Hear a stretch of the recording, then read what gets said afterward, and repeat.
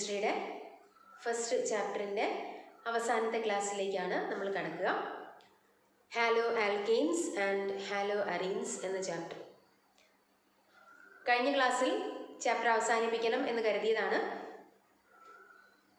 പക്ഷെ അത് കംപ്ലീറ്റ് ആക്കാൻ പറ്റിയിരുന്നില്ല. അപ്പം അതിനുശേഷം പിറ്റേ ദിവസം തന്നെ അടുത്ത ക്ലാസ് ഇടാം എന്ന് പറഞ്ഞിരുന്നുവെങ്കിലും ചില കാരണങ്ങൾ കൊണ്ട് ക്ലാസ് കുറച്ചൊന്ന് നീണ്ടുപോയി. അപ്പോൾ ഇന്നത്തെ ക്ലാസ് കൊണ്ട് നമുക്ക് ഹാലോ ആൽക്കെയിൻസ് ആൻഡ് ഹാലോ അറീൻസ് എന്ന ചാപ്റ്റർ വൈൻഡപ്പ് ചെയ്യാം. ഈ ക്ലാസ്സിലെ നമ്മുടെ ടോപ്പിക്ക് സം നെയിംഡ് റിയാക്ഷൻസ്.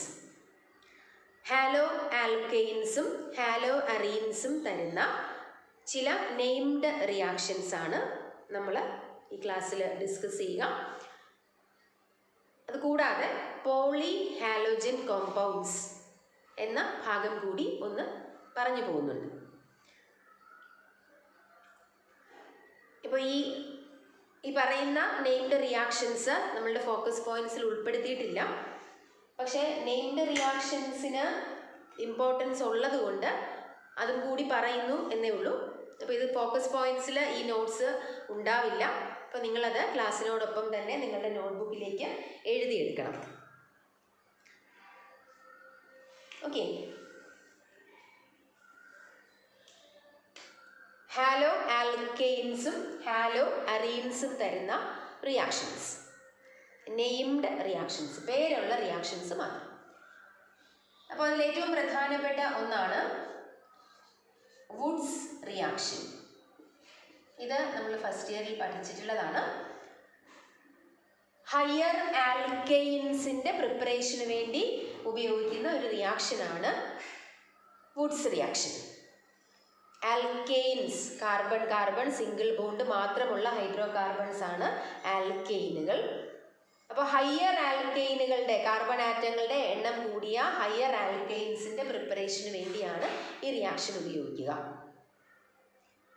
അപ്പോൾ ഈ റിയാക്ഷനിൽ ഹാലോ ആൽക്കെയിൻസ് ആണ് സ്റ്റാർട്ടിംഗ് കോമ്പൗണ്ട്സ്. ഉദാഹരണത്തിന് ഞാനൊരു ഹാലോ ആൽക്കെയിൻ എഴുതുകയാണ്.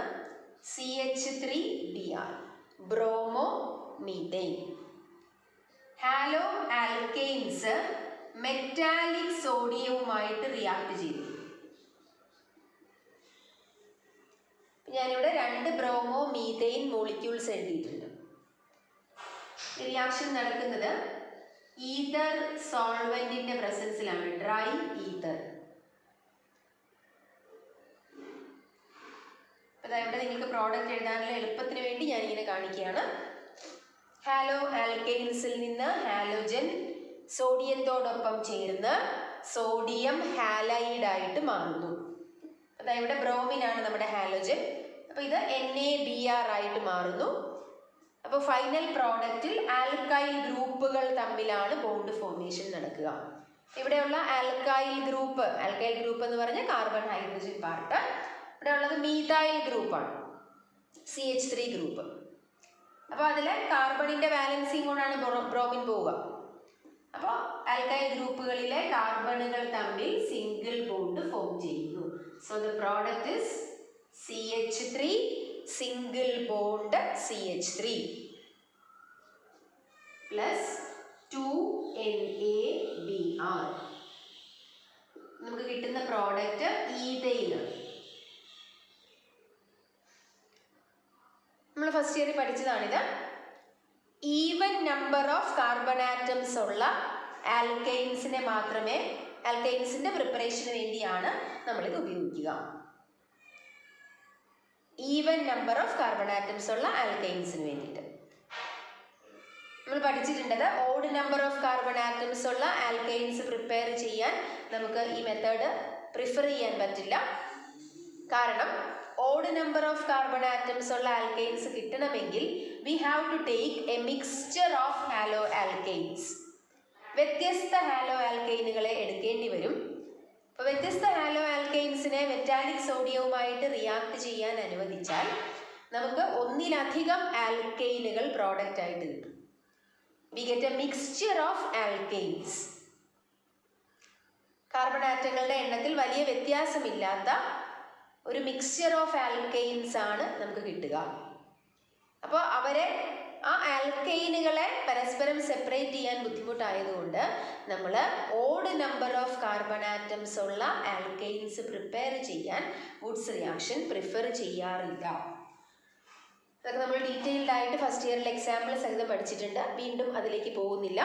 അപ്പോൾ വുഡ്സ് റിയാക്ഷനിൽ haloalkanes react with the metallic sodium in dry ether to form alkanes. Okay.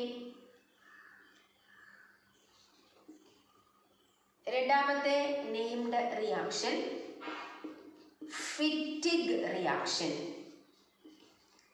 Fittig reaction. Fittig റിയാക്ഷനിൽ ഹാലോ അറീൻസ് ആണ് റിയാക്ഷനിൽ പങ്കെടുക്കുക. ഹാലോ അറീൻസ് എന്ന് പറഞ്ഞാൽ ബെൻസീൻ റിങ്ങിൽ ഹാലോജൻ വരുന്നവര്. ഉദാഹരണം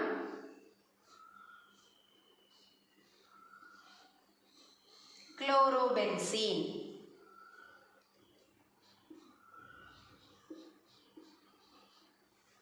വുഡ്സ് റിയാക്ഷൻ പോലെ തന്നെയാണ്.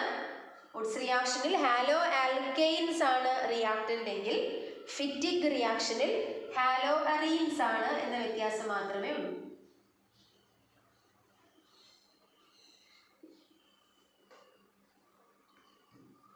റിയാക്ഷൻ നടക്കുന്നത് ഈതർ സോൾവെന്റിൽ തന്നെയാണ്.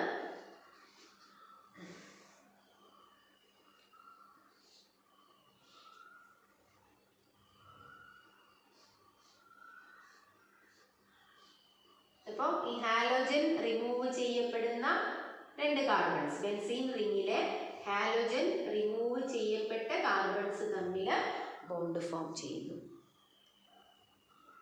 Plus 2NaCl. This compound is called diphenyl അല്ലെങ്കിൽ ബൈഫിനൈൽ.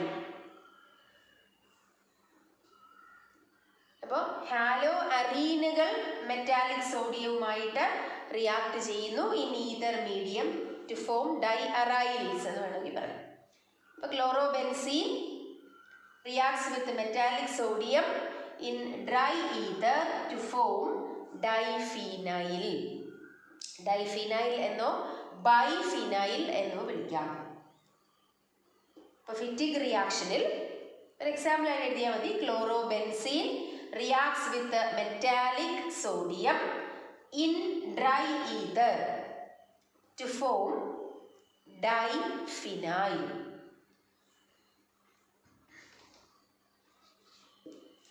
മൂന്നാമത്തെ reaction Wurtz Fittig reaction. Wurtz Fittig reaction നിങ്ങൾക്ക് പഠിക്കാൻ എളുപ്പമാണ്.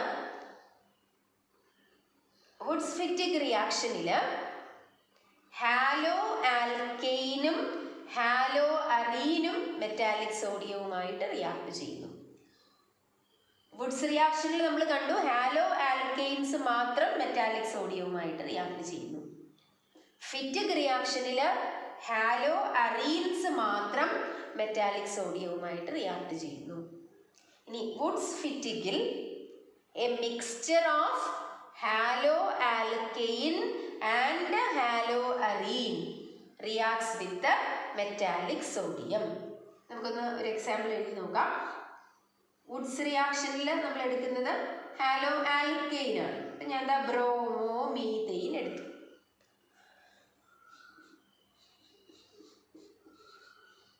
മെറ്റാലിക് സോഡിയം ഉണ്ട്. ഇനി ഫിറ്റിഗ് റിയാക്ഷനിൽ വരുന്നത് ഹാലോ അറീൻ. ഞാൻ എന്താ ബ്രോമോ ബെൻസീൻ എടുത്തു.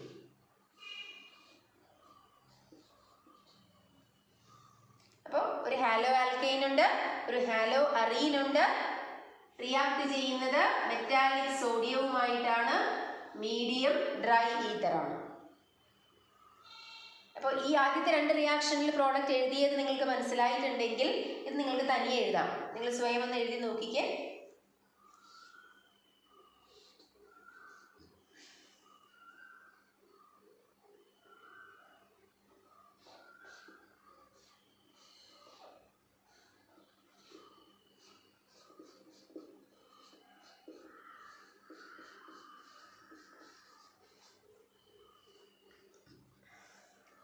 എന്താ പ്രോഡക്റ്റ് ആയിട്ട് കിട്ടിയത്? ബെൻസീൻ റിങ്ങിലേക്ക് ഹാലോ ആൽക്കെയിനിലെ ആൽക്കൈൽ ഗ്രൂപ്പ് വന്നു ചേരുന്നു.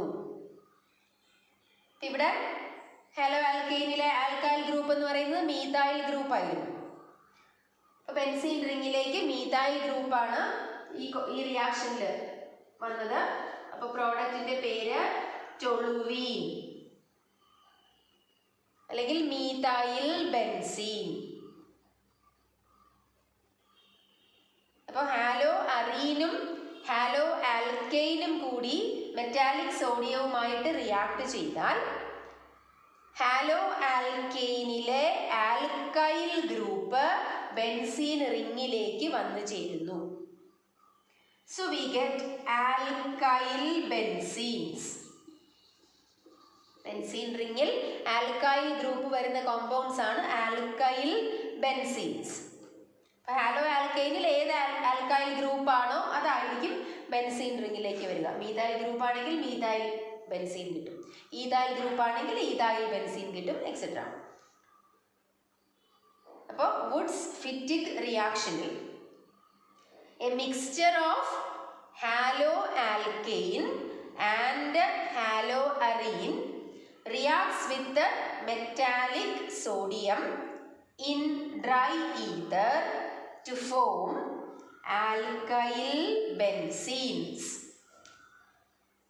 ഇപ്പം നോട്ടിലേക്ക് എഴുതാനുള്ള പാകത്തിനാണ് സെൻറ്റൻസുകൾ പറഞ്ഞത്. അപ്പം നിങ്ങളത് വീഡിയോ പോസ് ചെയ്ത് വെച്ച് എഴുതിയെടുക്കണം. ഈ 3 റിയാക്ഷൻസും നിങ്ങളൊന്ന് കമ്പയർ ചെയ്ത് നോക്കുക. നമുക്ക് ഓർത്ത് വയ്ക്കാൻ നല്ല എളുപ്പമാണ്. വുഡ്സ് റിയാക്ഷൻ നമ്മൾ ഓൾറെഡി പഠിച്ചു കഴിഞ്ഞതാണ്. ഹാലോ ആൽക്കെയിൻസ് റിയാക്ഷനിൽ പങ്കെടുക്കുന്നു. അവിടെ പ്രോഡക്റ്റ് എഴുതാനും എളുപ്പമാണ്. ഹാലോജൻ മാറ്റിയിട്ട് ആ കാർബണുകൾ തമ്മിൽ ഒരു സിംഗിൾ ബോണ്ട് കൊടുത്താൽ മതി പ്രോഡക്റ്റ് എഴുതുമ്പോൾ. ഫിറ്റിക് റിയാക്ഷനിൽ ഹാലോ ആൽക്കെയിൻസ് ഇല്ല, ഹാലോ അറീൻസ് മാത്രം. അവിടെയും ഹാലോജനെ മാറ്റിയിട്ട് ആ കാർബണുകൾ തമ്മിൽ സിംഗിൾ ബോണ്ട് കൊടുത്തിരിക്കുന്നു. ഇനി വുഡ്സ് ഫിറ്റിക്കിൽ ആ പേര് സൂചിപ്പിക്കുന്നത് പോലെ തന്നെ മിക്സ്ചർ ഓഫ് ഹാലോ ആൽക്കെയിനും ഹാലോ അറീനുമാണ് റിയാക്ഷനിൽ പങ്കെടുക്കുക. അപ്പോൾ ബെൻസീൻ റിങ്ങിലേക്ക് ആൽക്കൈൽ ഗ്രൂപ്പ് വന്നു ചേരുന്നു. So these 3 are important named reactions. ഇത് വളരെ പ്രധാനപ്പെട്ട റിയാക്ഷൻസ് ആണ്. നന്നായിട്ട് എഴുതി പഠിക്കണം. ഓക്കെ, ഇനി നമുക്ക് ആ ചാപ്റ്ററിൽ നിങ്ങളുടെ ഫോക്കസ് പോയിന്റിൽ വരുന്ന മറ്റൊരു topic poly halogen compounds.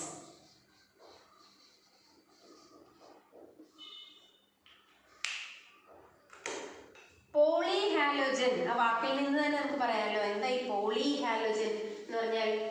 Poly means more than 1. Poly halogen എന്ന് പറഞ്ഞാൽ ഒന്നിലധികം ഹാലോജനുകൾ വരുന്ന കോമ്പൗണ്ടുകളാണ്, വരുന്ന ഓർഗാനിക് കോമ്പൗണ്ടുകളാണ് പോളി ഹാലോജൻ കോമ്പൗണ്ട്സ്. ഹാലോജൻസ് എന്ന് പറഞ്ഞാൽ ആരൊക്കെയാ? Fluorine, chlorine, bromine, iodine, etcetera. അപ്പോൾ ഒന്നിലധികം ഹാലോജനുകൾ വരുന്ന ഓർഗാനിക് കോമ്പൗണ്ട്സ് ആണ് poly halogen compounds. Compounds containing more than 1 halogen atom are called polyhalogen compounds. ഈ പോളിഹാലോജൻ കോമ്പൗണ്ടുകൾക്ക് സിന്തറ്റിക് ഓർഗാനിക് കെമിസ്ട്രിയിലും ഇൻഡസ്ട്രിയൽ കെമിസ്ട്രിയിലുമൊക്കെ ധാരാളം ആപ്ലിക്കേഷൻസ് ഉള്ളതാണ്. ധാരാളം പോളിഹാലോജൻ കോമ്പൗണ്ടുകൾ ഉണ്ട്. നമുക്ക് ഒന്നിലധികം കോമ്പൗണ്ടുകൾ പഠിക്കാനുണ്ടായിരുന്നു. നിങ്ങൾ ടെക്സ്റ്റ് എടുത്ത് വയ്ക്കുമ്പോൾ കാണാം. നമ്മൾ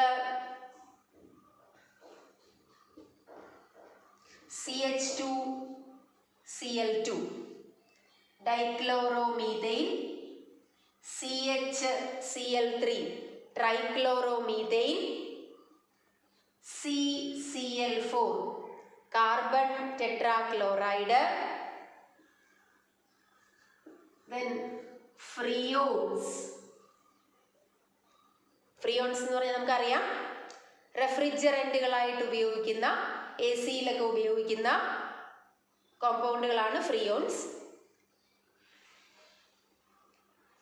ഡൈക്ലോറോ ഡൈഫ്ലൂറോ മീഥൈൻ ഒരു ഫ്രിയോണാണ്. വ്യത്യസ്ത തരം ഫ്രിയോണുകളുണ്ട്. DDT. ഈ കോമ്പൗണ്ട്സ് ഒക്കെ നമ്മൾ പഠിക്കേണ്ടിയിരുന്നതാണ്. പക്ഷേ നമ്മുടെ ഫോക്കസ് പോയിന്റിൽ ഒരൊറ്റ പോളിഹാലോജൻ കോമ്പൗണ്ട് മാത്രമേ നിങ്ങൾക്ക് പഠിക്കാൻ തന്നിട്ടുള്ളൂ. അത് CHCl3 ആണ്. ഈ 3 പേരുടെയും ഞാൻ ആദ്യം എഴുതിയിരിക്കുന്ന 3 പേർക്കും കോമൺ ആയിട്ടുള്ള യൂസുകളുണ്ട്. They are used as organic solvents. Paint, varnish, rubber, resins, ഇതിൻ്റെയൊക്കെ സോൾവെൻറ്റുകളായിട്ട് അവരെയൊക്കെ ഡിസോൾവ് ചെയ്യാൻ സഹായിക്കുന്ന സോൾവെൻറ്റുകളാണ് ഇവർ 3 പേര്. അതാണ് അവരുടെ മെയിൻ യൂസ് ആയിട്ട് നമ്മൾ പറഞ്ഞിരുന്നത്. അപ്പോൾ അതിൽ നമുക്കിപ്പോൾ ഒരാൾ മാത്രം മതി, അയാൾ മാത്രമേ ഞാൻ എഴുതുന്നുള്ളൂ. ഇതാണ് കോമ്പൗണ്ട് CHCl3. ഇതിൻ്റെ പേര് ട്രൈക്ലോറോമീഥൈൻ. ഇയാൾ മറ്റൊരു പേരിൽ നമുക്ക് വളരെ ഫെമിലിയർ ആണ്, chloroform. Trichloromethane or chloroform.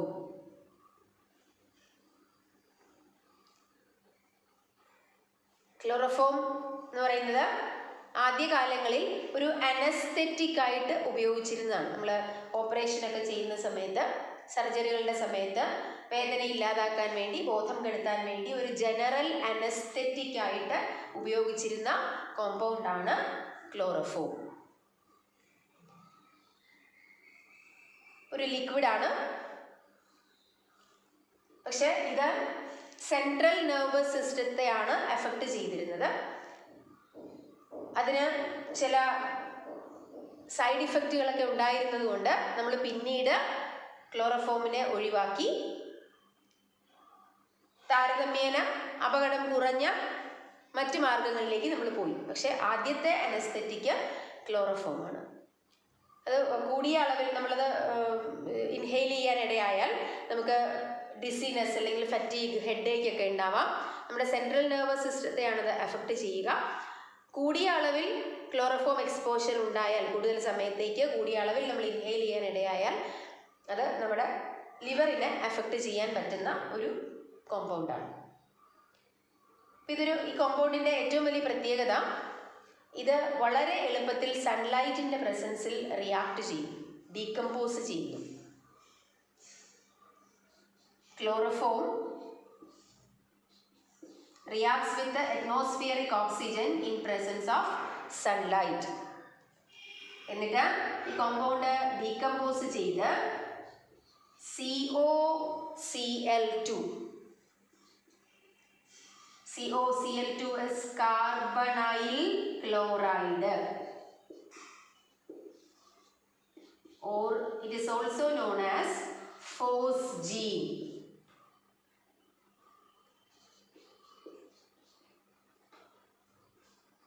And HCl.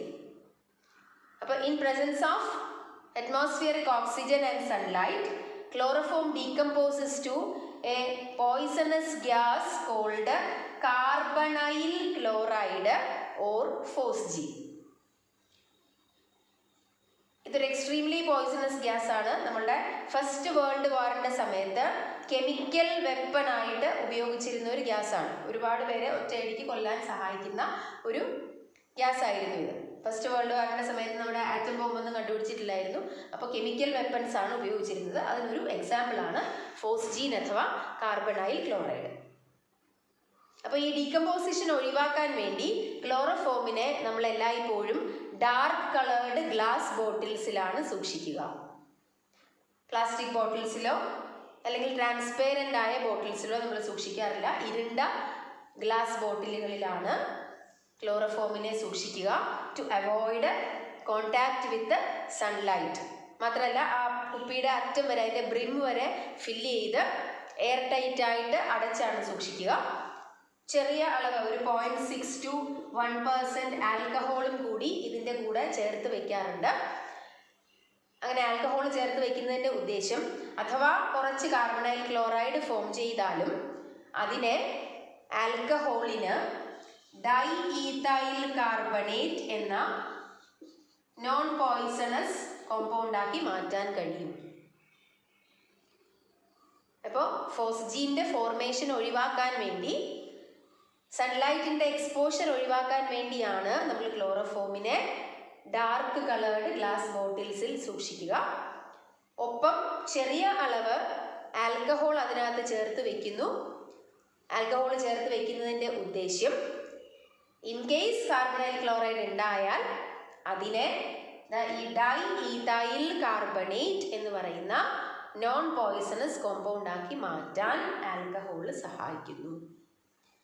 അപ്പോൾ ഇവിടെ സാധാരണ ചോദിക്കാറുള്ള ഒരു ഷോർട്ട് ക്വസ്റ്റ്യൻ ആണ്, chloroform is stored in dark coloured glass bottles, give reason. എന്തിനാണെന്ന് ചോദിച്ചാൽ, to avoid contact with air and sunlight. അല്ലെങ്കിൽ chloroform decomposes to a poisonous compound phosgene in presence of sunlight. അപ്പോൾ അത് ഒഴിവാക്കാൻ വേണ്ടിയാണ് ഡാർക്ക് കളേർഡ് ഗ്ലാസ് ബോട്ടിൽസിൽ സൂക്ഷിക്കുക. അത് ഒരുപാട് തവണ റിപ്പീറ്റഡ് ആയി ചോദിച്ച് കണ്ടിട്ടുള്ള ഒരു ക്വസ്റ്റ്യൻ ആണ്. ഇപ്രാവശ്യവും അത് ചോദിക്കാം. നമ്മുടെ ഫോക്കസ് പോയിന്റിൽ ഉൾപ്പെടുത്തിയിട്ടുള്ള ഒരു പോർഷൻ ആയതുകൊണ്ട്. പക്ഷെ ഇതൊരു നല്ല ഓർഗാനിക് സോൾവെൻ്റ് ആണ്. ഇത്തരം സൈഡ് ഇഫക്ട്സ് ഒക്കെ ഉണ്ടെങ്കിലും it is a good organic solvent for fats, fat, alkaloids. Alkaloids എന്ന് പറയുന്നത് ക്ലാസ് ഓഫ് ഓർഗാനിക് കോമ്പൗണ്ട്സ് ആണ്. പ്ലാന്റ് ഒറിജിൻ ആണ് മെയിൻലി. ചില പ്ലാന്റുകളിൽ നിന്നൊക്കെ ഐസൊലേറ്റ് ചെയ്തെടുക്കുന്ന ഒരു ഗ്രൂപ്പ് ഓഫ് ഓർഗാനിക് കോമ്പൗണ്ടുകളാണ് ആൽക്കലോയിഡ്സ്. അവരെ ഡിസോൾവ് ചെയ്യിക്കാൻ പറ്റും. അതുപോലെ റബ്ബർ, റെസീൻസ്. റെസീൻസ് എന്ന് പറഞ്ഞാൽ മോളിക്കുലാർ മാസ് താരതമ്യേന കുറഞ്ഞ പോളിമറുകളെയാണ് നമ്മൾ റെസീൻസ് എന്ന് ഉദ്ദേശിക്കുക. അപ്പോൾ ഇവരെയൊക്കെ ഡിസോൾവ് ചെയ്യാൻ പറ്റുന്ന ഒരു നല്ല ഓർഗാനിക് സോൾവെൻ്റ് ആണ് ക്ലോറോഫോം. അപ്പോൾ അതും കൂടെ നോട്ട് ചെയ്ത് വെക്കണം. It is a good organic solvent for fat, rubber, alkaloids, resins etcetera.